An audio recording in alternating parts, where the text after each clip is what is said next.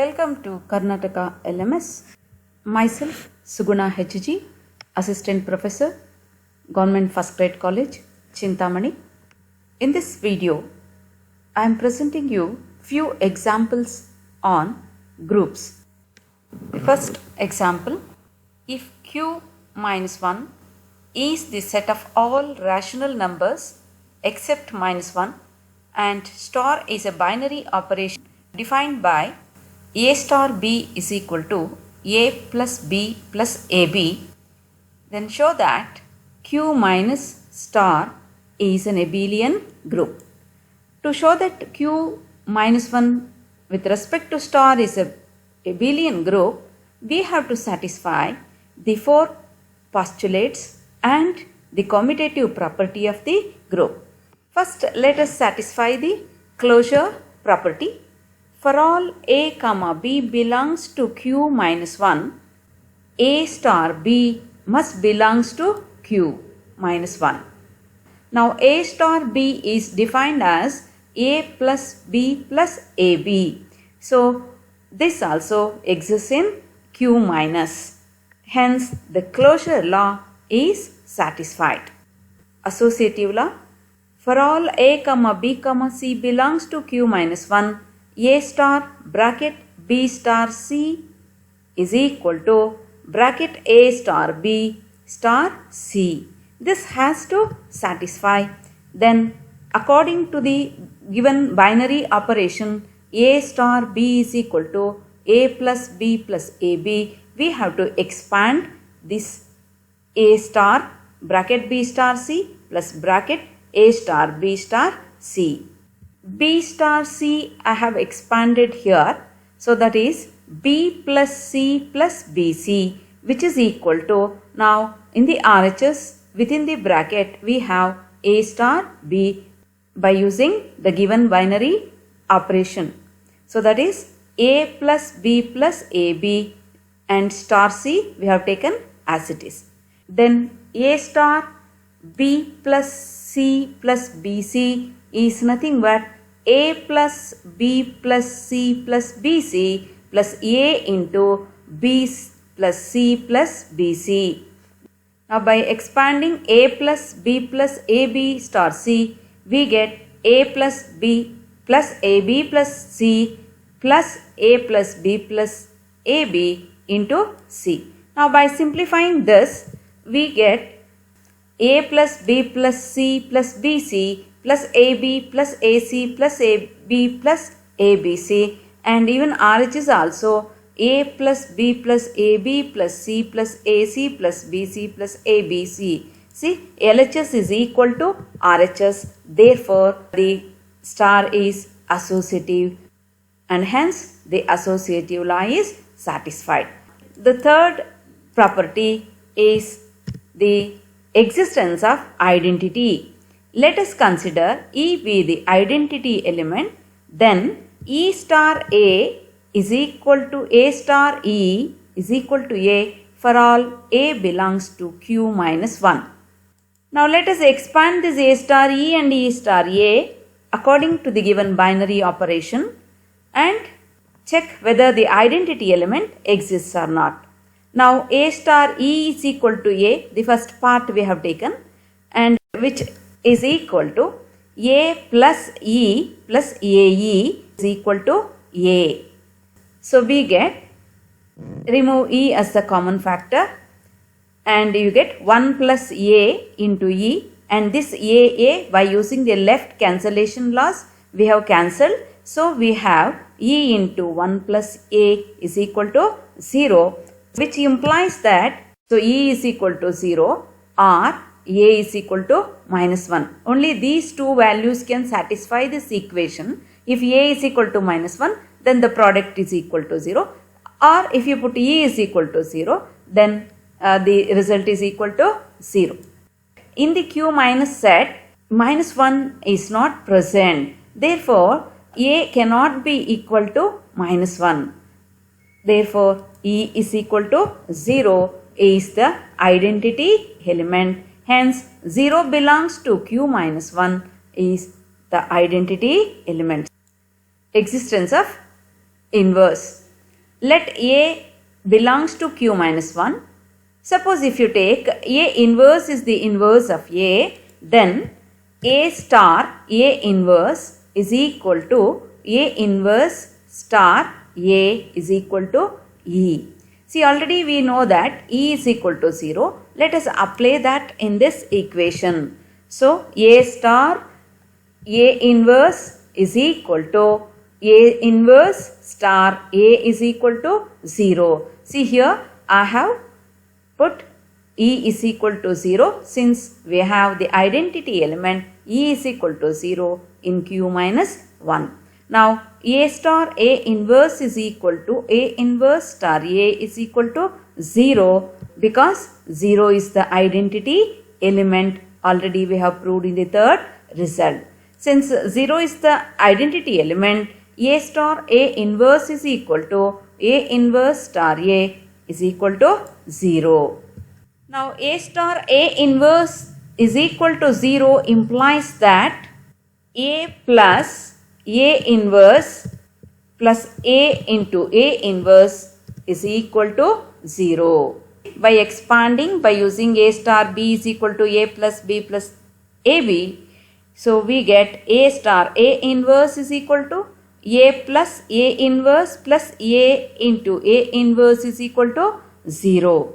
Now, by removing the common factor A inverse outside, so we get A inverse into 1 plus A is equal to minus A.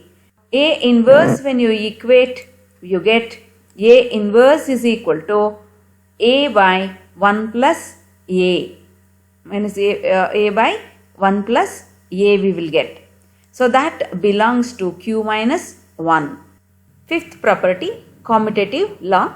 For all A comma B belongs to Q minus 1 implies A star B is equal to B star A. If A star B is equal to B star A, this condition is satisfied, then we say that group is a commutative group.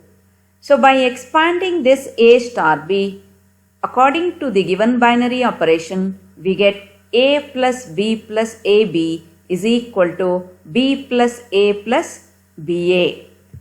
We know that A plus B is equal to B plus A and AB is equal to BA.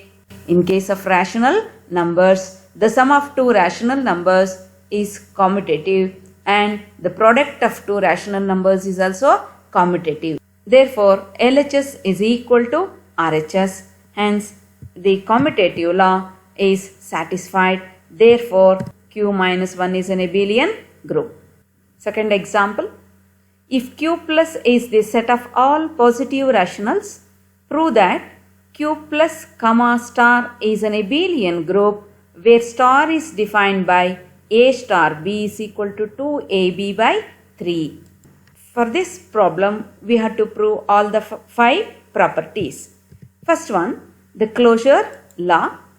For all A comma B belongs to Q plus implies that A star B also belongs to Q plus. Here A star B is defined by 2AB by 3. Therefore, for all A comma B belongs to Q plus implies A star B is equal to 2AB by 3, which is also present in Q plus. The closure law is satisfied.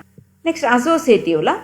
Let us consider 3 elements A comma B comma C belongs to Q plus. Then A star bracket B star C must be equal to bracket A star B star C. Now let us expand the binary operation B star C and A star B. We get A star 2, it's not AB, it's a BC by 3 is equal to 2AB by 3 star C, which is 2 by 3, A into 2BC by 3, which is equal to 2 by 3, 2AB by 3 into C. So on simplification, we get it as 4ABC by 9 is equal to 4ABC by 9. Now see, LHS and RHS both are equal. Therefore, associative law is satisfied. Now the third property, the existence of identity.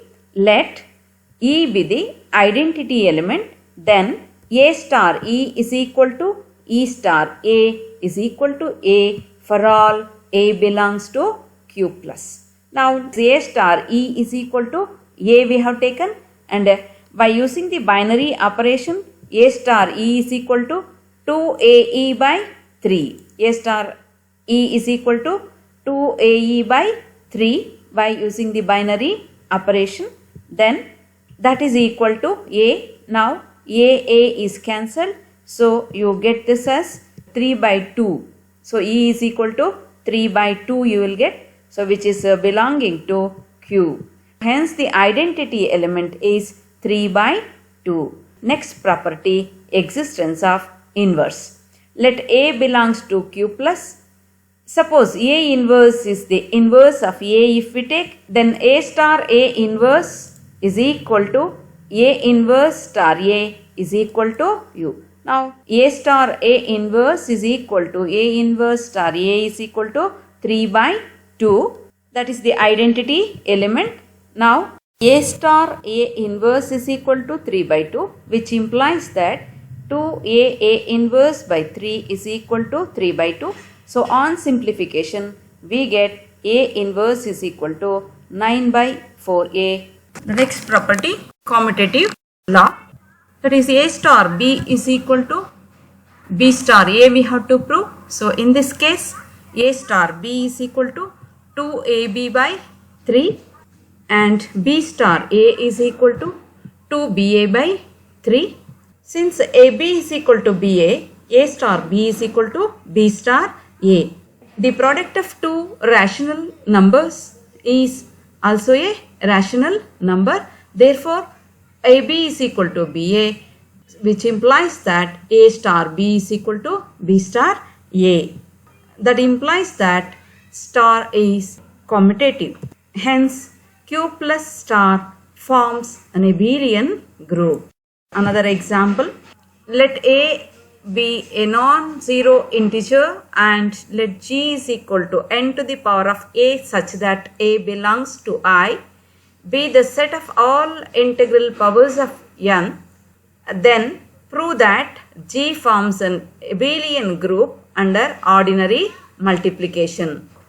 First property, closure law, for all n to the power of A, n to the power of B belongs to G, n to the power of A into n to the power of B is equal to n to the power of A plus B, because here the binary operation is ordinary multiplication. So the elements of G are in the form of n to the power of A, n to the power of B, n to the power of C, like that. Here A, B, C are integers.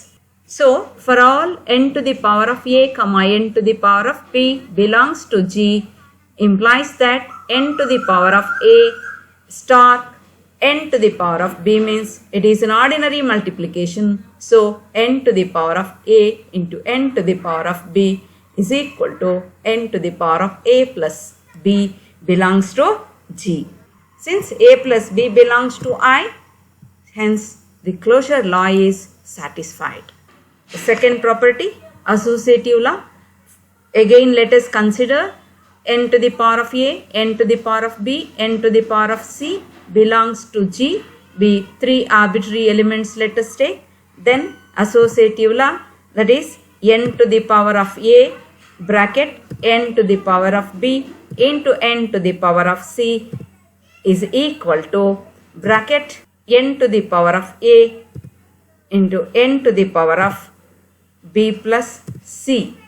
So we get n to the power of A bracket n to the power of B n to the power of C. Here I have simplified the product n to the power of B into n to the power of C, which is nothing but n to the power of B plus C. Now n to the power of A into n to the power of B plus C, n to the power of A plus B plus C, which implies n to the power of A plus B plus C. I have interchanged the brackets. See, here it is n to the power of A plus B plus C, but we have grouped A plus B plus C together because A, B, C are integers. So in integers, the addition is associative. Therefore, just we have taken a plus b plus c as a plus b inside the bracket plus c, that is n to the power of a plus b plus c, which implies n to the power of a plus b into n to the power of c. See, again I separated n to the power of a plus b into n to the power of c. So n to the power of a plus b, again it can be written as n to the power of a into n to the power of b, and into n to the power of c we have, that we will write as it is. See what we have taken, n to the power of a bracket n to the power of b into n to the power of c, and we have proved that the n to the power of a, n to the power of b bracket n to the power of c. So which implies that the associative law is satisfied.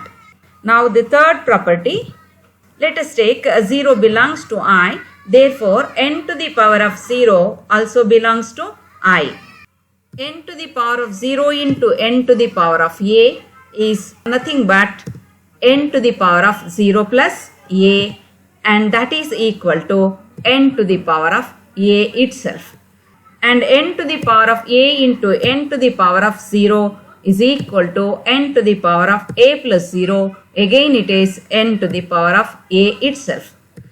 By these two results we get n to the power of 0 into n to the power of a is equal to n to the power of a into n to the power of 0, which is equal to n to the power of a. That means, see here, the product of n to the power of 0 into n to the power of a is equal to product of n to the power of a into n to the power of 0, which is equal to n to the power of a itself. See, when you multiply n to the power of a by n to the power of 0, so we are getting the same element n to the power of a. So this implies that n to the power of 0 is the multiplicative identity in this given group.